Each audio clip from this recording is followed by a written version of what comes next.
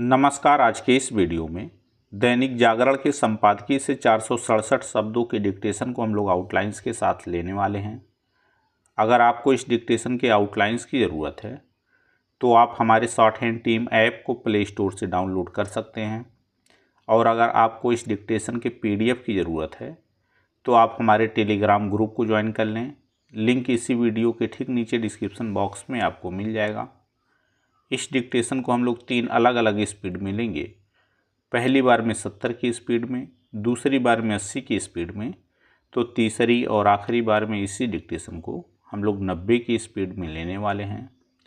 तो 70 की स्पीड में आपका डिक्टेशन स्टार्ट होगा 5 सेकंड के बाद। तब तक के लिए आप रेडी रहें।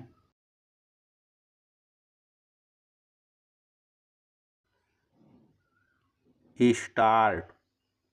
जम्मू कश्मीर से अनुच्छेद 370 हटने के बाद पहली बार हो रहे लोकसभा चुनावों को लेकर यह जिज्ञासा देश में ही नहीं दुनिया के भी कुछ हिस्सों में थी कि इस केंद्र शासित प्रदेश में चुनावों के प्रति लोगों का कैसा रुझान रहेगा।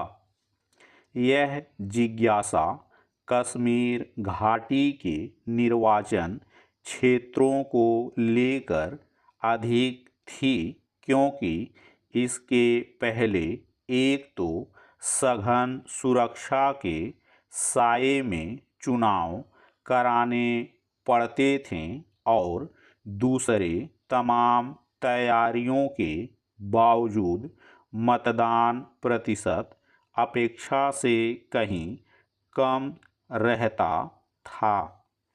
यह उत्साहजनक है कि इस बार तस्वीर बदली हुई नजर आई। घाटी की तीनों लोकसभा सीटों श्रीनगर, बारामूला के बाद अनंतनाग, राजौरी में भी अच्छा खासा मतदान हुआ। इन तीनों सीटों पर बढ़े हुए मतदान प्रतिशत ने चुनावों में लोगों की कम भागीदारी की आशंका को तो दूर किया ही, इस पर भी मुहर लगाई कि यहाँ के लोगों का चुनाव प्रक्रिया पर पूरा भरोसा है। यह भरोसा कश्मीर में लोकतंत्र की जड़ों को और अधिक मजबूत करने का काम करेगा। कश्मीर में लोकतंत्र को मजबूती मिलने का मतलब है यहाँ के लोगों की राष्ट्र की मुख्य धारा में शामिल होने के प्रति ललक बढ़ना। यह उल्लेखनीय है कि श्रीनगर, बारामूला और अनंतनाग, राजौरी में लोगों ने बढ़ चढ़कर मतदान में हिस्सा लिया। कुछ जगह तो राष्ट्रीय औसत के बराबर मतदान देखने को मिला। इस बार चुनाव प्रचार के दौरान भी घाटी में अतिरिक्त उत्साह नजर आया। पैरा।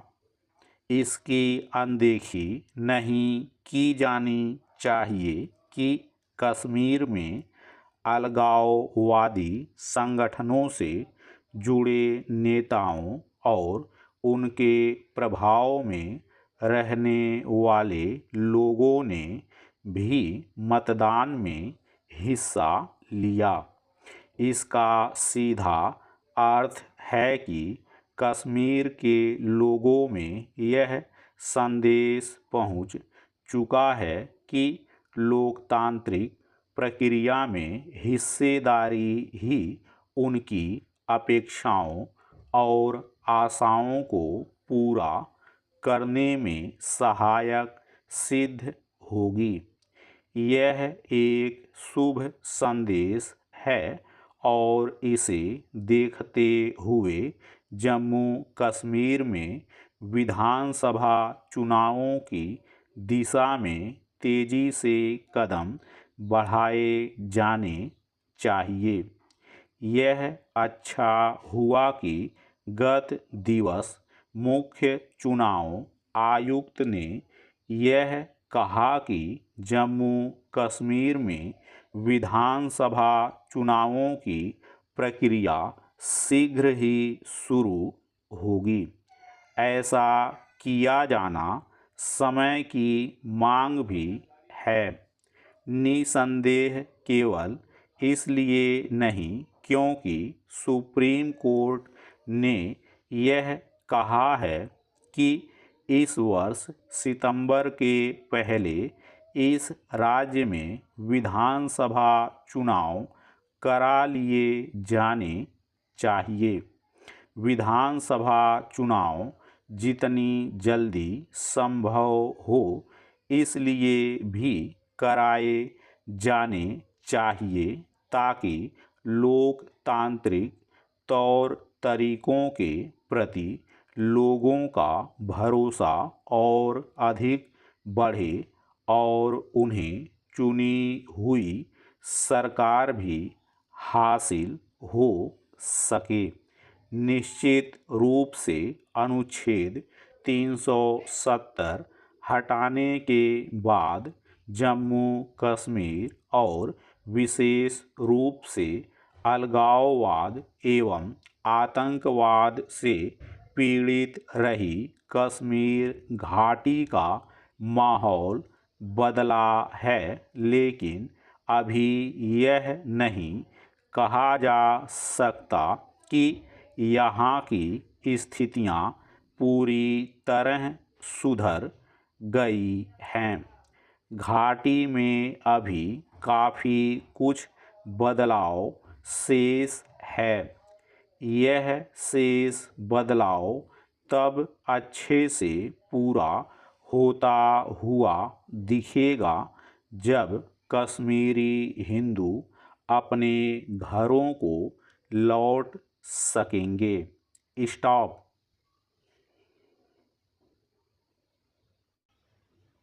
दोस्तों, इसी डिक्टेशन को दूसरी बार में हम लोग 80 की स्पीड में लेंगे और आपका समय स्टार्ट होगा 5 सेकंड के बाद। तब तक के लिए आप रेडी रहें।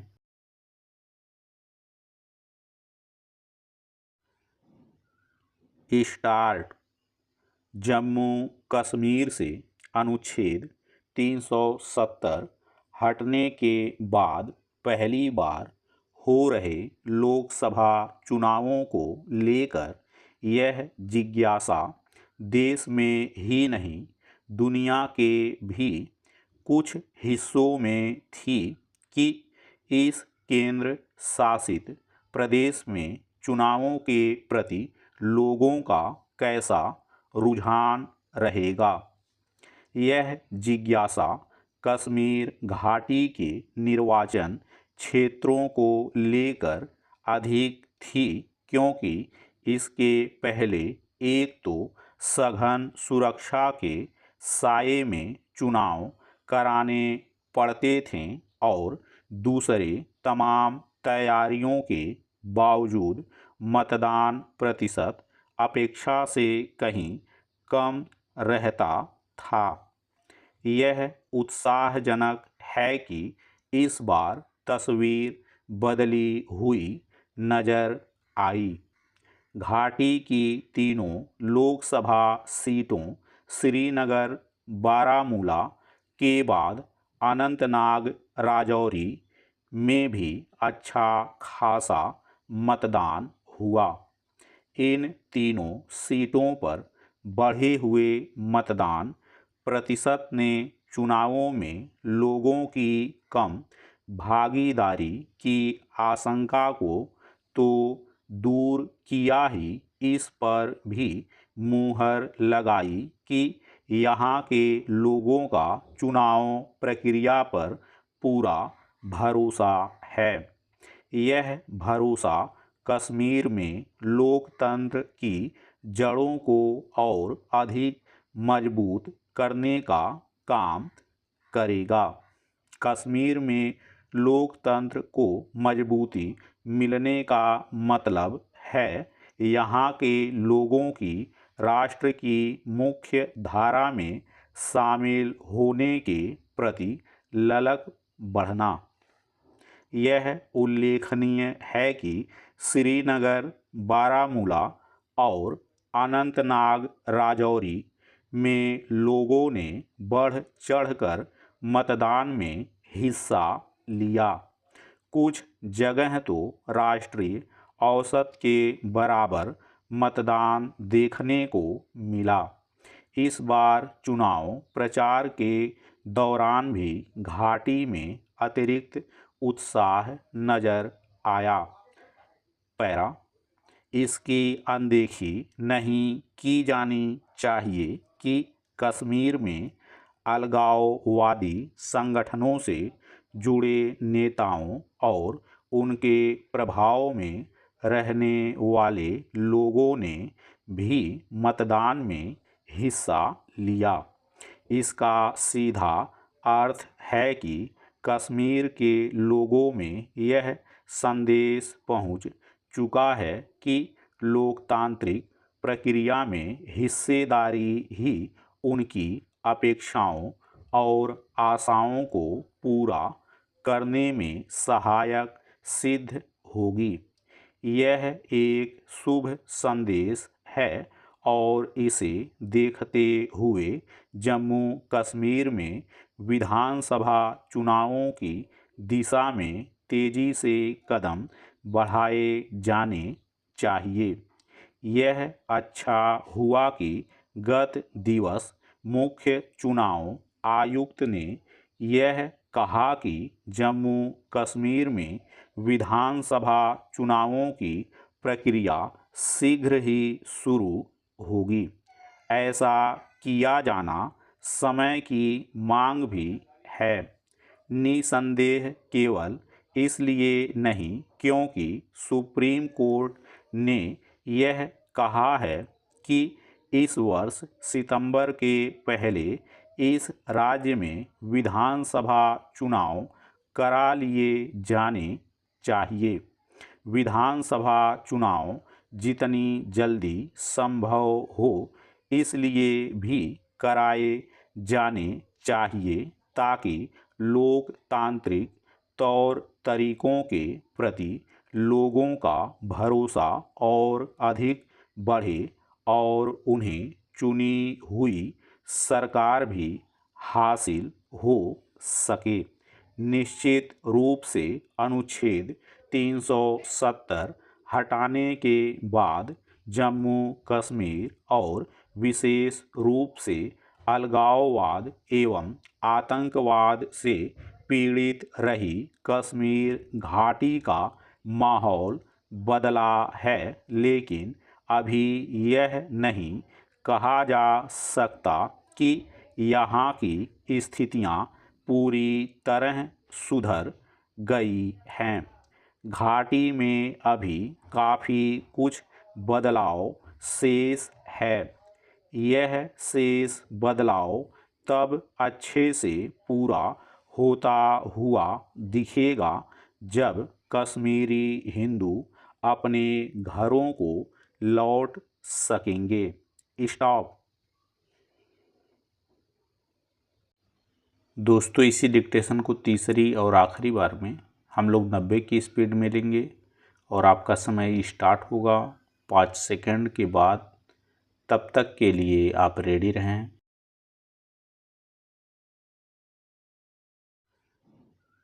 स्टार्ट।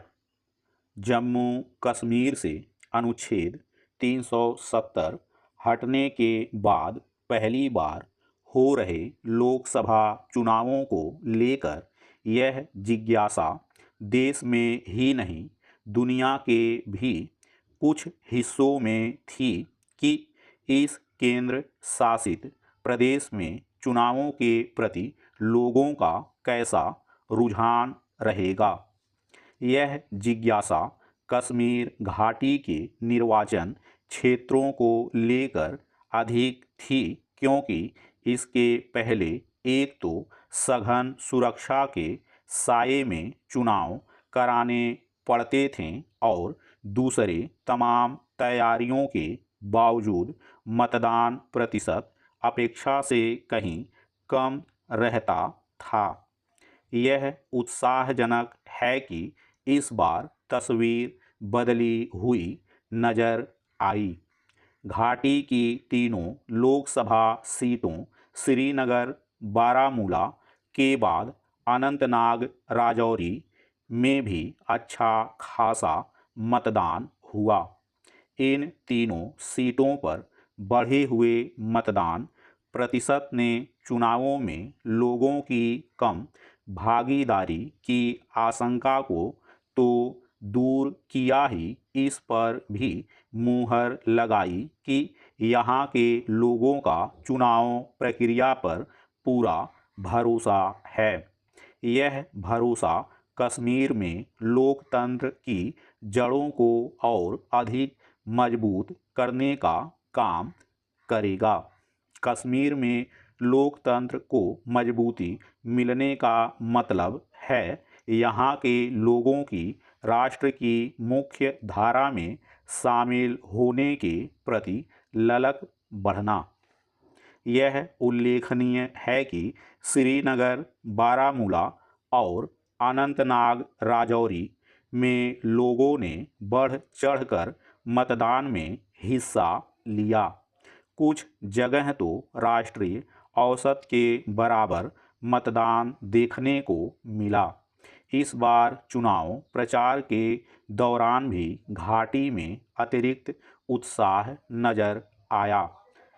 पैरा, इसकी अनदेखी नहीं की जानी चाहिए कि कश्मीर में अलगाववादी संगठनों से जुड़े नेताओं और उनके प्रभाव में रहने वाले लोगों ने भी मतदान में हिस्सा लिया।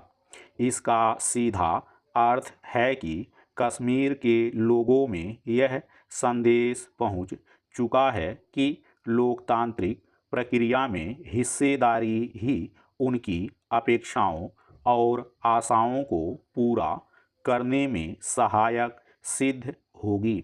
यह एक शुभ संदेश है और इसे देखते हुए जम्मू कश्मीर में विधानसभा चुनावों की दिशा में तेजी से कदम बढ़ाए जाने चाहिए। यह अच्छा हुआ कि गत दिवस मुख्य चुनाव आयुक्त ने यह कहा कि जम्मू कश्मीर में विधानसभा चुनावों की प्रक्रिया शीघ्र ही शुरू होगी।